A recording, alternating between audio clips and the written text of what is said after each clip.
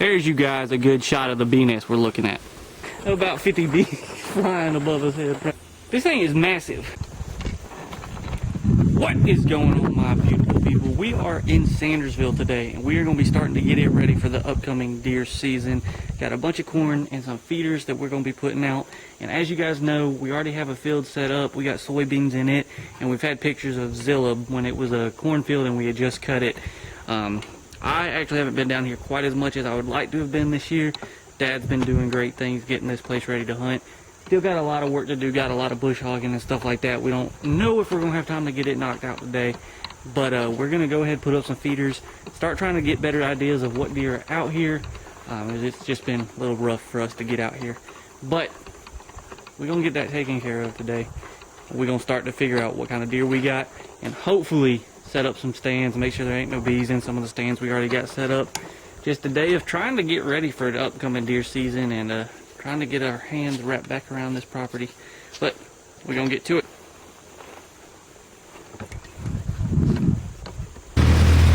Yeah, we need to chop this up. Got buster radishes planted in this field and rape. Got buster radish and rape in this field. This is the field I actually missed that big 8-pointer in. I'll link it up above, but got it looking good. You can see tracks all throughout it here. So we got deer coming in. Field in front of us, me in particular. Need to get another stand put right here. Tree man, a tree lounge or a portable, put it right there. Have a nice little bow shot over this standing corn. Cut a couple lanes in it. So this is what is all in this field. We got all this standing corn, and if you're wondering, well, why do you have this standing corn? Look at half of these cobs. There's all kinds of cobs with still just perfect corn on there that these deer are coming in to eat. And I don't know if you heard me, but the sun is washing that out. But there's a tree over there I'm going to put a portable on. And there was a big old dove flying. We'll get you next weekend. But this is what these deer are coming in here after, and we're going to be able to get them. Look at all that corn. There's corn everywhere in here. Might not let you hunt. So we're going to have to not get to hunt here, fellas. We're going to have to get some stuff set up. Got some soybeans and some wheat, but mainly the wheat's what's coming up. I mean, there's some soybeans scattered throughout here, but the deer probably eat those as it comes up. We'll have to put a little more back in there, do a little more planting in this field. There's all kind of deer tracks in it. We got a stand right over there in those trees. I bet you it's full of bees. We have some raid foggers, and this is what we use to get the bees out of our stands because they some big, mean red wasps. And we've got some nests. I'll put them in this video of ones we pulled out of stands last year that bigger than our heads combined. Like, these nests are huge, and those bees are mean. A lot of times when we open up the door and we'll sit this in there, and as soon as our hand is visible, they'll sting us. So we're gonna just go put this fogger off. I don't know that I'll be able to film most of it because, as you can see, it's kind of in a forest. We need to trim the top of those trees, but we're gonna do that next weekend once we make sure there ain't no bees in it. But I'm gonna get up there, put this fogger in there, hopefully not get stung a bunch at the process. In another field, there's a stand right behind this pine tree. Gotta go make sure there ain't no bees in it.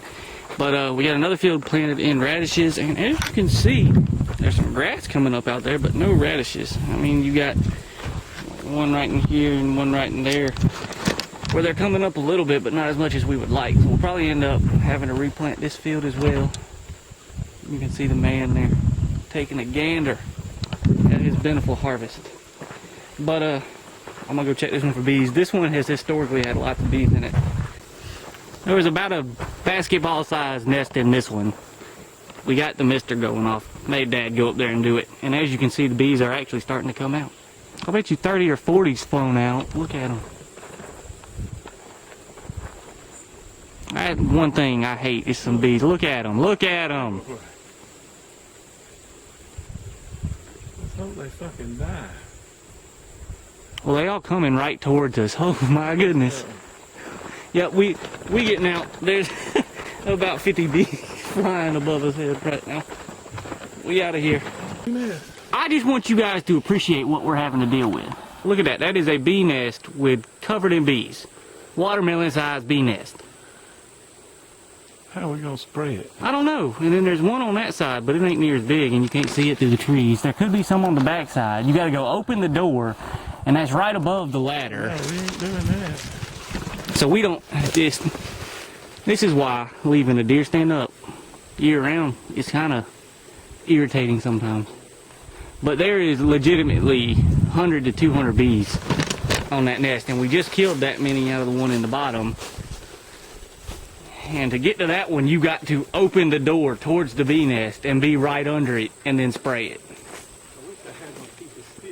Yeah, we wish we had a stick to open that door. Alright, we're going to figure this out. You know, I should probably film all this because this is where the entertainment value is, right here.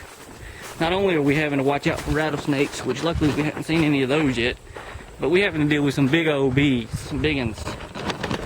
But it's a nice field. Like, you got to admit, this is a good place to hunt. And I don't know if you guys know me or not personally. Most of you probably don't. But there is two things that I really dislike in this world. Snakes, not worried about snakes. Snake is fine. I'll respect it from a safe distance. Snakes don't scare me. Spiders don't scare me. You got bees. Bees scare me. And needles, it's not really, I'm afraid of needles. They just hurt and I don't like them. I've been a doctor enough in my early years that I just don't like doctors and needles. But bees are just flying needles, and I just don't appreciate them, especially red wasps, because I'm not sure what they benefit. Like bumblebees and honeybees and stuff like that, they help with pollination. Wasps, I don't know if they do that or not. Leave a comment below and let me know what wasps do, because I just don't know. There's, you guys, a good shot of the bee nest we're looking at. Literally the size of a football. And the door to the stand, let me zoom out, is right in this corner. Right underneath that bee nest. So that's the predicament we're having. I was thinking about just pushing this and trying to throw it in there, but it's open and windy and it could really just come out the window. So we don't know the best way to go about this. So we gonna go back to the drawing boards and see if we can't come up with a better way or get a ladder or a tractor or something to stand on the other side of the plastic where you ain't gonna spray and they all gonna fall right on you onto the ladder, because that just would not be a good time. We're gonna figure something else out and we will get to these bees another day. Now we're gonna go put up a ground blind where we're gonna kill Zilla. So we're gonna get that accomplished. Dad is gonna go plow, and now we are gonna go put out this ground blind. I just pulled it out. It's a pop-up ground blind just to make sure that, you know, there's no holes or anything in there. Basically, we planted all these pine trees around us. It was all clear cut. And they're just now getting to the point where the deer are bedding in them. These trees are 7 or 8 years old, maybe 9 at this point. And so the deer kind of bed down in these. Well, this past season when we were rabbit hunting, if you go right through those trees and right in this area, there's a pretty decent opening. And I saw a bunch of scrapes and I saw a bunch of rubbed horn trees. As you can see, we got the ground blind set up. I put some sticks in front of it just to kind of make it blend in a little bit better. I'm not done by any means, because I know that's still standing out and looks a little unnatural. But as you can see, it's looking at this little open area. It's still not very open, but you can see deer walking through it. I got lots of shooting lanes, and as it gets a little bit cooler, this is going to clear out. And as I go through, I'm going to knock branches off just to kind of help clear out some pathways. Right in here is a thicket right in front of me that the deer aren't coming up through. As you can see, there's really no trails in it. There's a trail that runs on the other side of that thicket, puts them at about 15 yards from the front of this. So just in case they do decide to walk through there, I'm not thinking they'll get that close to me, to be honest, but say they're coming up the hill and coming out right there, I have a shooting lane right to them. Also, on the other two sides of these trees, as you can see, I kind of got them all just to break up the structure a little bit. There's a really nice clear area over here, and I'm actually going to put a trail camera and something right in this area, salt lick, something just to let the bucks know, hey, this is going to be a good area. And I know there's been a ton of scrapes and a ton of rubs in here, and the bedding area is actually a little bit further that way. I'm about 20-30 yards from it, so if they come up closer than that, I should be able to get a shot right through that hole, and I got some little cover just to help break me up there. But that's kind of what we're working on. There's a trail runs right along the edge of this up through here, so I'm on this side of it to get as far away as I can.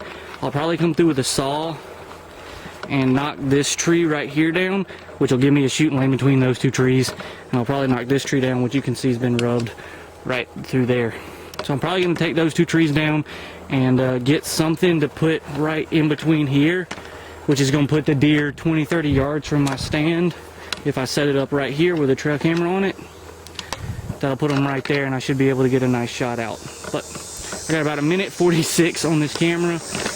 We're going to meet you guys actually back at the house. I'm going to finish up doing this, get it decorated a little bit more, and I'm going to meet you guys back at the house, and I'll show you what big bucks or any cool pictures that we got from the trail cameras we checked here.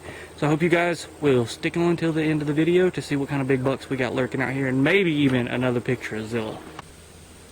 And in case you were wondering, this is the bee nest we pulled out last year. There's my hand.